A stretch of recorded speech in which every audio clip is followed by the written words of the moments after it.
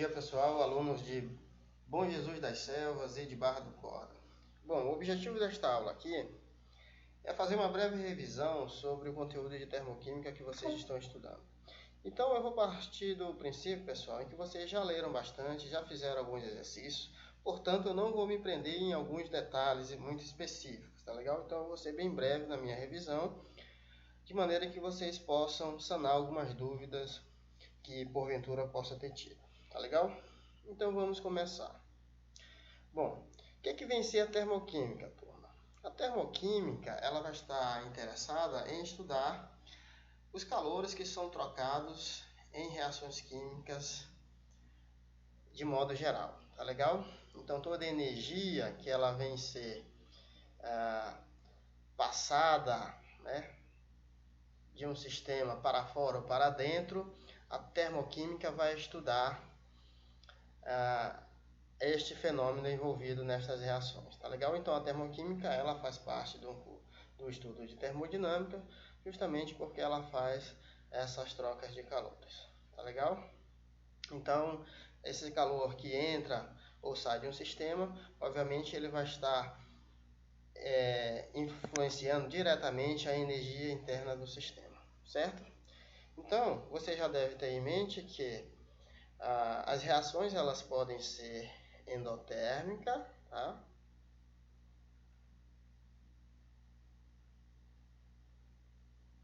Podem ser endotérmicas ou exotérmicas.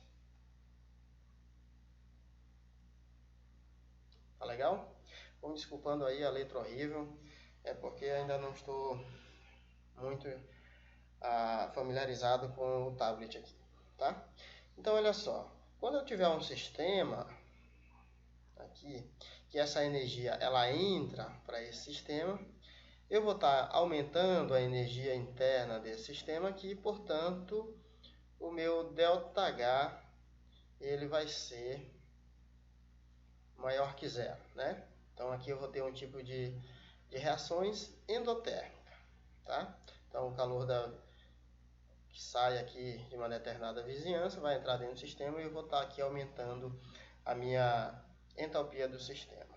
Agora, por outro lado, se eu tenho aqui um sistema onde o calor está saindo dele, né, eu vou estar diminuindo a minha energia, né, portanto o meu ΔH vai ser menor que zero, né? Então aqui nós vamos ter um caso específico de reações exotérmicas, tá?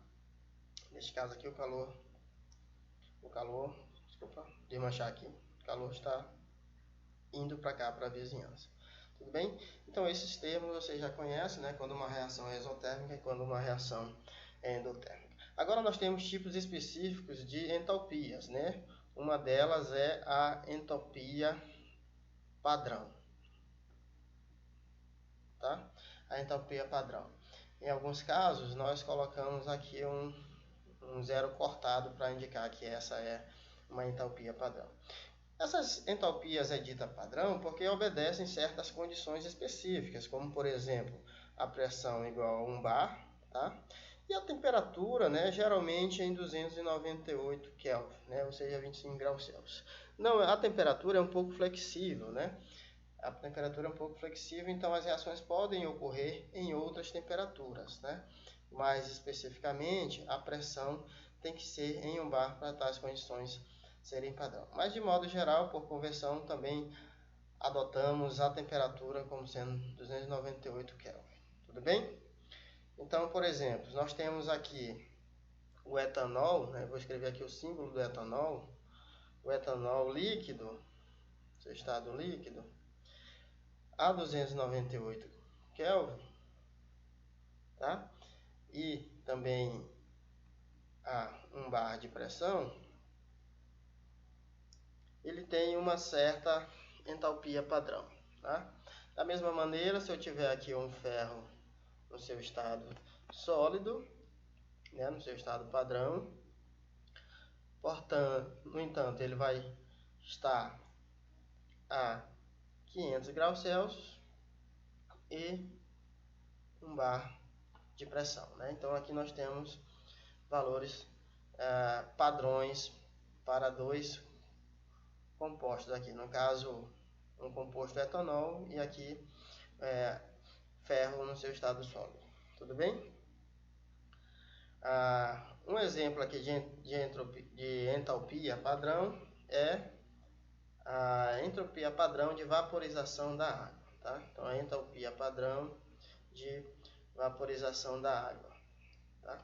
Essa entalpia padrão de vaporização da água é de mais 40,66 mais 40,66 kJ por mol, tá? Aqui no caso, a vaporização da água ela vai estar em 273 Kelvin, tá? Então, como eu disse para vocês, a temperatura ela pode ser variável, tá? Mas em alguns casos, né, tem-se por conversão que essa temperatura padrão seja 298 kelvins, porém ela pode mudar, tá? Então, o convencional é colocar em 298. Então, em alguns casos, acontece que faz-se uma correção dessa entalpia de vaporização a 373 kelvins para 298. Então, utilizam-se fatores de correções para fazer esse ajuste de 40,66 para 298. E aí tem-se aí uma variação desta entalpia, ou seja, um valor diferente para ser representado em modo a 298,15 Kelvin. Tá legal? Então aqui essa entalpia seria a água líquida, tá? Indo para o seu estado vapor, tá? Então representado por água no seu estado vapor, teria aí um ΔH VAP padrão de mais 40,66 kJ por mol. Tá? Então, sempre que a gente está trabalhando com termoquímica, a gente, mesmo que seja positivo, é interessante a gente colocar o sinal para ter uma ideia se essa energia está entrando ou saindo do sistema. Tá? Aqui lembrando, ela está para 273, mas o convencional é apresentar em 298, então a gente faz um tipo de conversão. Tá?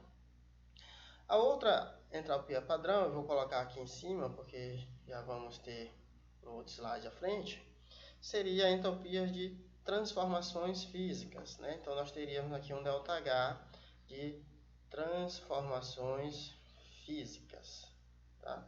Também muito comum dentro da termoquímica, tá legal? Então essas transformações físicas vão estar interessadas em identificar a variação de entalpia quando uma substância vaporiza, como foi o caso aqui da água, tá? Ou quando essa substância sublima, tudo bem? Ou entra no seu estado de fusão. Então, aqui nós temos entalpia de transformações físicas, tá legal? Então, no caso da fusão, poderíamos estar interessados em saber qual que seria, né, a entalpia quando a água sai do seu estado sólido para o seu estado líquido. Tudo bem, pessoal? Uma breve revisão sobre as entalpias, tá legal? Vamos avançar aqui na nossa revisão. Aqui nós temos algumas entalpias padrão de fusão, tá? E de vaporização a sua temperatura de transição. Como eu falei para você, a temperatura pode mudar. Por exemplo, aqui o ar, a sua temperatura de fusão é de 83,81 Kelvin, tá? E a sua entalpia é de 1,188 kJ por mol, tá? Tá dado aqui em kJ por mol. Tudo bem? Aqui já está a temperatura de ebulição. Desculpa também para o argônio. Eu falei ar, né? Desculpa, é argônio aqui. Tá? Não é ar atmosférico, não, é argônio. E a sua entalpia de vaporização é de 6,506 kJ por mol. Lembrando que isso aqui seria uma entalpia de transição, né? Fusão e vaporização. E aqui nós temos para o composto aqui, que seria o benzeno, né? benzeno, está aqui os valores de entalpia para a água, e para cada composto nós vamos ter entalpias padrão de transição, seja fusão, sublimação ou vaporização, tá legal? No livro do Peter Atkins, se vocês tiverem acesso, vocês verão tabelas com esses valores aqui para muitas outras substâncias, tá legal? Então, por enquanto, eu quero que vocês entendam que essas transições de estados, elas são acompanhadas por determinadas entalpias de transição, tá? E elas sempre vão ocorrer em uma temperatura específica. Essa temperatura ela vai depender da natureza da substância. Por exemplo, aqui a água, a sua temperatura de fusão é a 0 graus Celsius, ou seja, a 273,15 Kelvin, tá? E tem um valor de 6,8 kJ por mol, tá? A sua temperatura de ebulição, no entanto, é de 373,15 Kelvin, portanto 100 graus Celsius. Já a sua entalpia de vaporização vai ocorrer a 40 kJ por mol, né? Ou 44 se a gente estiver falando de 298. Ou seja, se nós corrigirmos, como eu falei para vocês, geralmente as tabelas tentam trazer essa energia em 298 Kelvin, tá? Então essa aqui seria para 273, corrigindo para 298, ela teria um valor de 44,016 kJ por mol. Tudo bem? Vamos avançar aqui. Aqui nós temos as entalpias de transição, tá legal? Então, sempre que nós estamos mudando de uma fase para outra, tá? Ou de um estado para outro, nós temos um processo de transição. E geralmente, observem aqui esta coluna, que a gente passa a representar o ΔH de maneira que nos remeta àquele processo específico, tá legal? Então, olha só, de modo geral, eu tenho uma transição que sai da fase alfa para a fase beta. O símbolo seria ΔH, delta TRS, né? Isso aqui seria um jeito mais correto de se falar, de se representar. Temos um vício de representar dessa forma aqui, tá?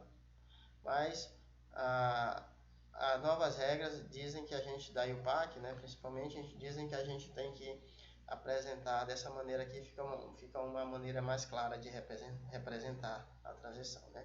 Então, para a fusão, quando eu saio do sólido para o líquido, eu vou ter delta fus H, né? Ou seja, variação da entalpia para o processo de fusão. Quando eu saio do líquido para o gasoso, eu vou ter um delta VAP H, tá? E assim sucessivamente, né? Então eu falei para vocês, a gente tem um vício de representar dessa maneira aqui, mas o mais correto seria colocar as iniciais do processo entre o símbolo delta e a variável H, tá legal? Entalpia. Então, como eu falei para vocês, essa é a nova recomendação da IUPAC. Tudo bem? Vamos partir aqui.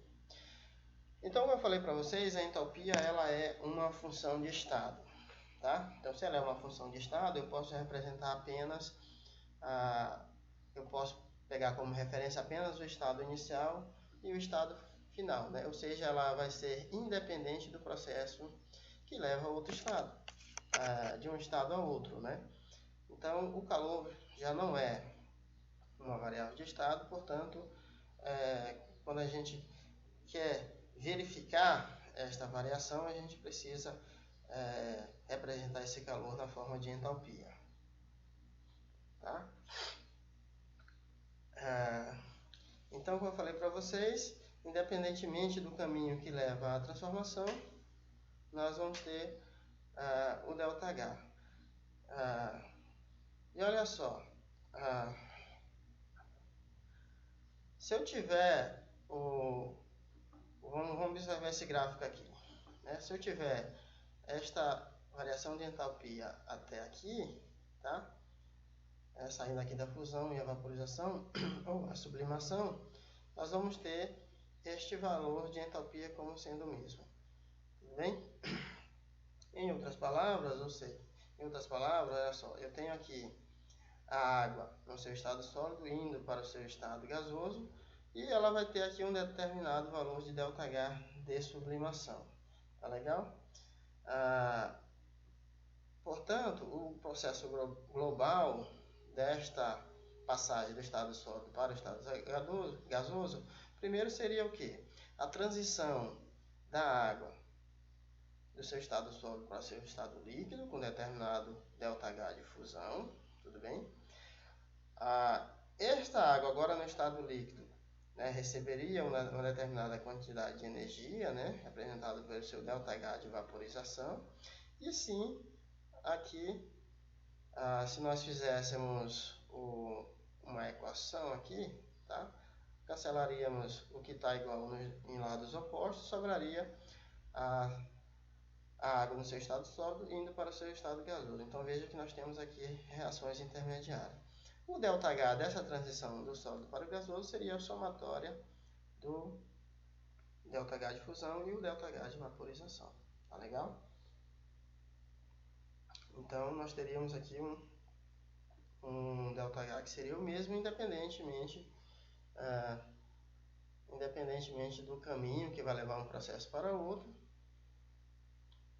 Tá legal?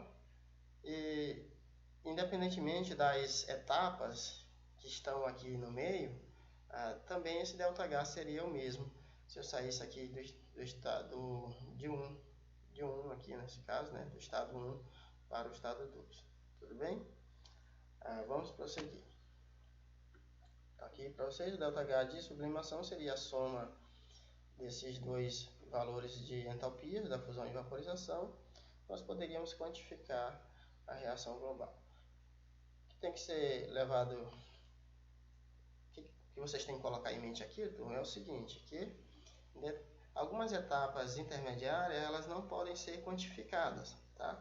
Então, geralmente, a gente tem apenas como representar aquela etapa intermediária, mas a gente não consegue determinar, quantificar aquele valor envolvido naquela etapa. Mas a gente sabe que, como a gente precisa apenas do estado inicial e final, a gente consegue determinar o ΔH global, tá legal? Obviamente que sem saber o valor de ΔH de algumas etapas, a gente pode predizer os valores de outras etapas. Uma outra consequência de ΔH ser uma função de estado, ou na verdade da entalpia ser uma função de estado, é que se nós tivermos um processo direto e o seu processo inverso, elas vão diferir em apenas pelo sinal. Ou seja, se eu tenho um caminho de A para B que é positivo, o de B para A será o mesmo valor, porém negativo. Então é isso que eu tenho aqui. Nós temos aqui um ΔH de transição quando A passa para B. Tá? Se eu quero representar qual que é o calor, qual que é a variação quando B vai para A, basta pegar o mesmo valor, tá? O mesmo valor da entalpia, e modificar o sinal. Se daqui para cá é positivo, de lá para cá é negativo. Tá legal? Então tá aqui, ó, a representação. Então se eu saio de A para B, tá? Eu vou ter um determinado ΔH. Se eu saio de B para A, eu vou ter o mesmo valor de entalpia, porém agora com sinal inverso. Se eu estou indo para lá, com sinal positivo, de B para A seria sinal negativo. Espero que esteja claro isso para vocês. Um grande exemplo aqui, ó, seria a entalpia de vaporização da água, tá? Vaporização da água, que é de mais 44 kJ por mol a 298 graus Celsius, 298 Kelvin. E se eu pegar e condensar esse vapor d'água, ou seja, se eu passar essa água, suponha que nós temos aqui um balão de destilação com uma determinada quantidade de energia sendo aquecida aqui por uma determinada chama, tá? Então essa água vai passar aqui para o seu estado vapor. Essa transição aqui seria este valor aqui, né? De 44 kJ por mol, tá? Agora, se eu colocar aqui um condensador, eu não sei se vocês já tiveram acesso a condensadores, né? Então, se essa água é forçada a passar, se esse vapor d'água é forçado a passar por dentro desse condensador, tá? Onde eu vou ter entrada e saída de água, essa água aqui ela vai condensar e vai passar para o seu estado líquido novamente, tudo bem? Então nós vamos ter aqui o gotejamento desta água sendo obtida aqui numa proveta, por exemplo. Então, esse calor liberado pela água aqui será a mesma quantidade de energia, né? Será negativa. Então, esse vapor d'água quente libera esse calor, essa energia na forma de calor, e essa água fria que vai entrar aqui dentro vai absorver essa determinada quantidade de energia. Então, isso aqui é feito em muitos processos, processos químicos, que envolve caldeiras, por exemplo. Então, o vapor d'água de uma caldeira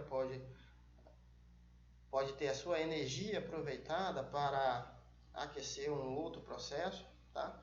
Então, isso aqui é muito utilizado em várias indústrias químicas, esse processo de aproveitamento de energia, tá? E se eu tiver a vaporização de um sólido, a gente vai precisar de um volume muito grande, né, ou de um valor muito alto de energia, né? Por quê? Porque, principalmente sólidos iônicos, né, como o NaCl, somente sólidos iônicos, nós temos aqui atrações muito fortes, né, atrações do tipo coulombianas. Então, existe uma energia muito forte fazendo com que esses átomos estejam bastante presos uns aos outros, tá? Então, para que eu transforme esse composto em vapor, eu preciso de uma quantidade de energia muito grande, tá?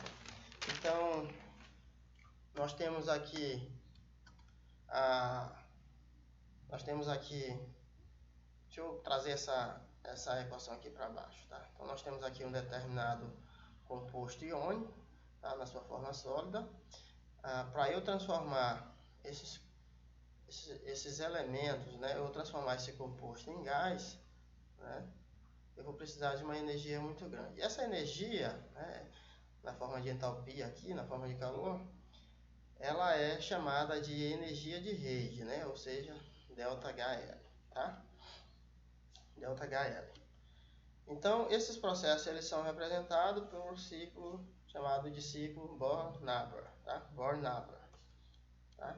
Nada mais é do que um processo de transformação, tá?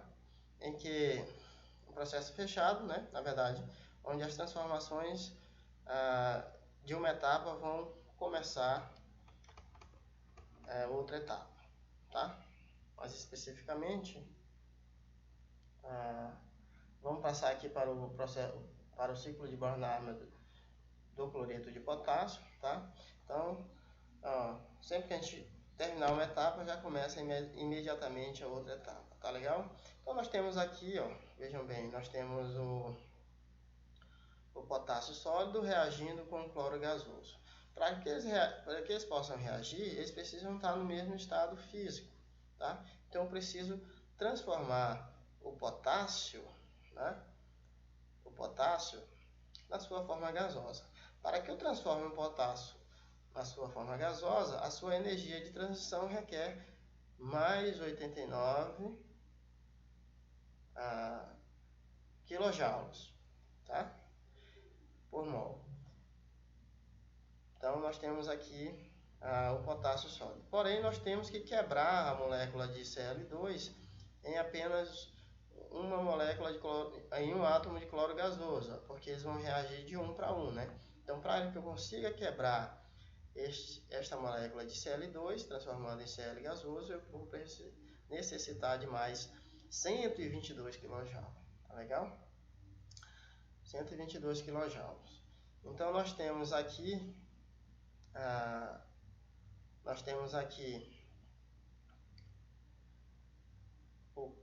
para acontecer a ionização, vejam que aqui eles estão nos seus estados ainda fundamentais, né? Porém, no estado gasoso. Para que a gente transforme esses compostos em íons, ou seja, para que a gente consiga retirar elétrons da sua camada de valência,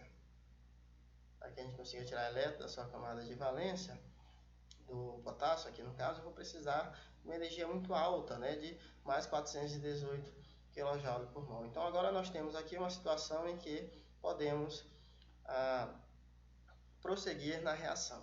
Neste caso aqui, esta reação, ou seja, onde o cloro vai absorver esse elétron, ele já libera menos 349 kJ. Tá? Então nós temos aqui uma situação onde nós temos os compostos já ionizados, o íon potássio e o íon cloreto. Nesse caso aqui, eles vão reagir e liberar um determinado ΔH chamado de entalpia de rede. Tudo bem, pessoal? Então, espero que vocês tenham entendido aqui o processo de Bohr-Nabar, né? Ou seja, o ciclo Bohr-Nabar. Tá legal? E aqui nós temos uma tabela onde a gente descreve todas essas energias envolvidas. Então, nós temos aqui a sublimação do potássio, né, onde a gente passa do estado sólido para o estado gasoso. Nós temos aqui a dissociação do Cl2, onde a gente consegue quebrar a molécula de Cl2. Aí a ionização do potássio, ou seja, na sua forma gasosa, a gente consegue retirar um elétron da sua camada de valência. E aí a ligação do elétron ao cloro, né? Quando o cloro recebe esse elétron, ele vai liberar uma determinada quantidade de energia. A formação do composto sólido, né? A formação do sólido, na verdade, a formação do sólido no seu... Desculpa, está meio manchado aqui, pessoal, mas aqui é o menos ΔHL, né? Ou seja, libera uma determinada entalpia de rede. E nós temos aqui a decomposição do composto, né? Decomposição do composto em mais 437 kJ por mol, certo? Então, se eu quisesse formar o composto, eu libero esse mais 437 kJ por mol, tá? Então, continuando, a soma das variações de entalpia, ela vai ser sempre igual a zero, tá? Então, a soma das variações de entalpia ela vai ser sempre igual a zero. Dessa maneira, nós podemos verificar que nós temos aqui os valores envolvidos, né, no processo de formação do KCl, tá? Na verdade, na decomposição do KCl, tá? Nós temos aqui a energia envolvida, ou seja, nós temos aqui todas as energias envolvidas até em que eles estejam no seu estado gasoso e na forma iônica para reagirem, vai ser menos um ΔH de rede liberado, tá legal? Isso tudo é igual a zero, mais o 437, que seria da sua formação, da sua decomposição, tá? Então, se a gente pegar tudo isso aqui e passar para o outro lado, nós vamos ter aqui um ΔH de rede de mais 717 kJ por mol, que seria esse ΔH que a gente estava querendo conhecer, tá? E aqui nós temos entropia de rede para alguns outros compostos, tudo bem? Aqui no caso do fluoreto de potássio, do borato de sódio, do óxido de magnésio e do sulfeto de magnésio. Vejam só, quanto maior essa energia, aqui nós temos mais e menos, tá? Nós temos aqui valores de entropia de rede muito próximo a do KCl, né? Que nós temos mais e menos, tá? Na medida que a gente aumenta essas cargas, né? Nós estamos aqui aumentando a atração coulombiana, nós vamos ter atrações muito mais fortes, né? Afinal de contas, nós temos aqui cargas bem maiores, então nós vamos ter uma atração muito mais forte. Então, para que a gente consiga decompor esses compostos iônicos aqui, nós precisaríamos de energia muito mais forte. Vejam que ela é muito maior do que a entalpia de rede para compostos onde temos apenas cargas igual a 1, tá?